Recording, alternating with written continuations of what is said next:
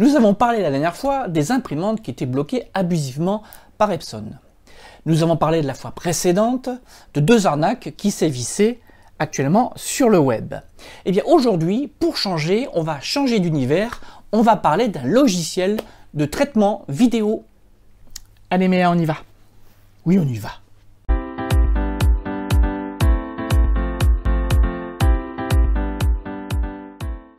Bonjour à toutes et à tous, bienvenue dans votre nouveau numéro de votre chaîne SOS PC.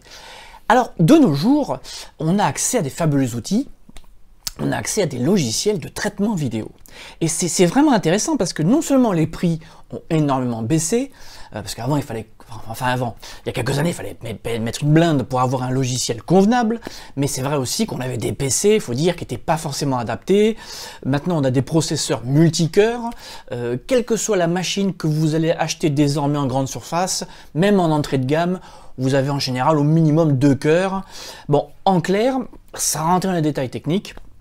Désormais, quelles que soient vos machines, vous pouvez faire un petit peu de traitement vidéo, et ainsi, si vous filmez avec votre webcam, avec une GoPro, avec votre smartphone, vous vous retrouvez avec des fichiers vidéo qui parfois ont besoin d'un petit peu de correction, parce que c'est bien beau de filmer à, j'allais dire à tout va, et à travers, j'allais dire, mais quand même, si on veut pouvoir garder un bon souvenir et faire une vidéo qui soit, on va dire, diffusable sur de nombreux médias, entre autres la télévision, souvent il faut un petit peu modifier, corriger,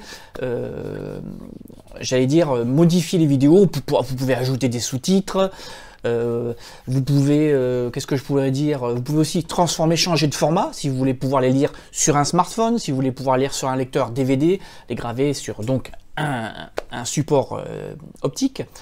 Et tout ça pour dire que maintenant, il y a beaucoup de logiciels qui vous sont proposés, mais honnêtement, tous sont pas vraiment... Alors, il y a ceux qui sont pas mal, mais c'est vraiment des usines à gaz. Si vous n'êtes pas un pro de l'informatique ou du montage, vous comprenez rien. Et d'autres qui sont vraiment trop simples, qui proposent trop peu de fonctionnalités. Moi, je vous propose un petit logiciel sympa, pas trop cher, et surtout facile à prendre en main. Vous le verrez, vous l'ouvrez, vous avez 4 possibilités, il n'y a pas 50 000 choix, et c'est plutôt intéressant à utiliser. Moi je vous propose tout de suite une petite démonstration. Bon, alors, on va parler de ce logiciel. Alors, j'étais en train de me marrer parce que je ne sais pas comment je vais le prononcer. Parce que c'est écrit Vidéo Pros avec un C, hein, donc ça ne va pas être Vidéo Proc, Vidéo Pro non plus, donc Vidéo Pros. Alors, je ne sais pas comment on prononce. Faudra que je demande à l'éditeur, tiens. Alors, donc, on va parler donc de Vidéo Pros. Hop, on va l'ouvrir. Et comme vous voyez, moi, ce que j'aime bien, ce sont les menus super simples. Vous ouvrez, même si vous n'êtes pas très fort en informatique, si vous ne voulez pas vous compliquer la vie, voilà un logiciel qui est très intéressant. Vous avez donc 4 onglets, donc vidéo, hein, comme son nom l'indique, vous allez donc traiter un fichier vidéo, vous allez pouvoir faire plein de choses avec. DVD, eh bien c'est bien évidemment un fichier vidéo sur un support DVD que vous allez pouvoir modifier aussi. Après vous avez donc téléchargé, c'est simple, vous pouvez récupérer des vidéos sur YouTube, vous pouvez récupérer des replays, des petites vidéos qui sont sur le net. Vous copiez-collez l'URL et le logiciel va vous télécharger l'intégralité. Alors, bien sûr, je rappelle qu'il y a des droits d'auteur. On ne peut pas faire ça pour tous les fichiers vidéo ou tous les fichiers audio. Et enfin, un enregistreur. Donc cet enregistreur, il peut enregistrer soit uniquement votre micro, soit enregistrer la webcam. Il peut enregistrer l'écran. Il peut enregistrer l'écran et la webcam, donc vous pouvez donc insérer votre image issue de la webcam dans la vidéo. Alors promis, on va pas faire une vidéo super longue, on va faire un truc super court pour changer. Alors moi ce que je vous propose, on va prendre l'onglet vidéo, hein, vu que c'est celui que vous allez utiliser a priori le plus souvent. Je vais prendre une vidéo, alors justement l'obsolescence programmée, la fameuse vidéo sur Epson, que voici. Voilà, donc comme vous voyez, c'est instantané, vous avez une prévisualisation. Alors vous voyez, hop, je peux envoyer la vidéo, voilà, hop, j'arrête là parce que je ne vais pas m'écouter, c'est pas intéressant. J'ai en profité d'ailleurs pour baisser le volume, voilà, du son. qu'est-ce que je voulais dire? Alors imaginons, voilà, j'ai une vidéo, ça c'est la vidéo donc d'Epson par rapport aux imprimantes qui sont bloquées abusivement par donc les constructeurs avec des petits compteurs, hein. Je vous remettrai un petit lien histoire de reparler de la vidéo. Alors bah, imaginons, je veux ajouter un filigrane à cette vidéo. Alors, regardez, je clique. Voilà, hop, donc je vais mettre une pause avant et après. Alors là, tiens, je suis tout beau comme ça. Imaginons, je vais ajouter un filigrane pour protéger ma vidéo, pour montrer que la vidéo, elle m'appartient. Bah écoutez, je clique sur activer le filigrane. Après, bah écoutez, je tape le texte SOSPC, le merveilleux, hein, au hasard. Hein. Voilà, hop, qu'est-ce que j'ai fait là? Voilà, SOSPC, le merveilleux. Alors, ce qui est bien, c'est que vous pouvez aussi, hop, le modifier de place. Si vous cliquez dessus, donc ce que je voulais faire, vous pouvez changer la couleur, vous pouvez changer la taille. Vous voyez, c'est pas plus... Vraiment, c'est simple. Vous pouvez donc rajouter plusieurs textes, vous pouvez modifier la transparence, vous pouvez ajouter un timecode. Hop, vous voyez, donc un timecode, vous voyez, on voit un timecode, vous pouvez même rajouter, hop, le mois et année, vous avez l'intégralité, heure, jour, mois et année, vous pouvez faire ce que vous voulez. Donc à gauche, c'est votre vidéo d'origine. Bon, ça m'agace de voir ma tronche, alors j'avance, voilà, bon, c'est pas mieux. Voilà, donc le timecode, il est là. Comme vous voyez, vous pouvez faire plein de choses.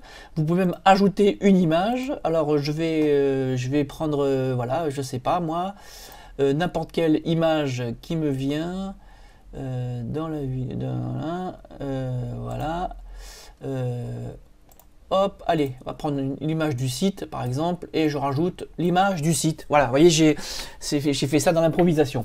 Comme vous voyez, je l'ai découvert avec vous, hein. Bon, bien évidemment, j'avais un peu manipulé le logiciel un petit peu avant, mais j'avais pas trop cherché, comme vous avez pu voir dans mon hésitation. Voilà, donc là j'ai une vidéo qui dure 11 minutes et j'ai inséré ceci, donc je clique sur terminer, voilà. Je reviens au menu, je peux en bas choisir le format que je veux. Bah, imaginons, moi je la veux sous Android, cette vidéo, vous voyez, en bas. Bah, j'ai sélectionné Android, et je clique sur Run, hein, voilà.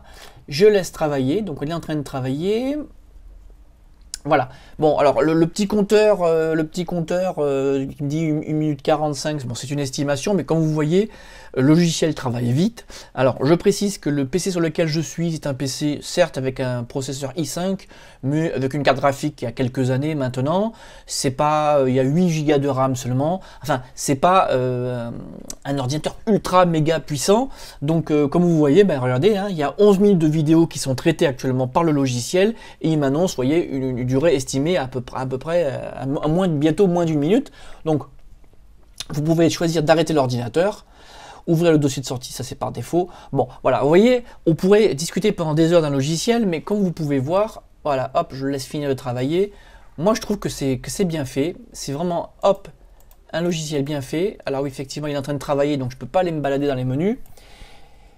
Voilà, bah écoutez, plutôt que de faire des longues vidéos, certains souvent me le reprochent, me disent vos vidéos sont trop longues, je vais pas jusqu'à la fin. Bah, vous voyez, pour une fois, on va s'arrêter là. Il reste 35 petites secondes, alors on va les garder, comme ça vous allez voir ce qui se passe. Juste, je voudrais vraiment que vous voyez la fin de la vidéo. Pour le coup, ben, je fais 30 secondes de vidéo en plus. Bon, tout ça pour dire, vous l'avez compris, un logiciel vraiment super facile à utiliser. Si vous êtes un néophyte, si vous ne savez pas ce que c'est que le montage vidéo, si vous ne savez jamais modifier une vidéo de votre vie, ben franchement, ce petit logiciel sympa va pouvoir vous y aider. Vous voyez, je meuble jusqu'à la fin des 3 secondes de 1. Voilà. Allez, il a fini. Voilà. Et donc, j'ai donc ma vidéo que j'ouvre. Voilà, et voilà, là je suis tout beau avec mon SOSPC intégré comme ça. Voilà, bon, écoutez, si vous achetez ce logiciel, si vous me faites confiance, ben, j'aimerais que vous me disiez vraiment ce que vous en pensez, vraiment. Parce que franchement, c'est une bonne surprise. Et voilà, bon, allez, pourquoi continuer à raconter ma vie? Sur ce, ben, je vous dis à bientôt pour la prochaine vidéo.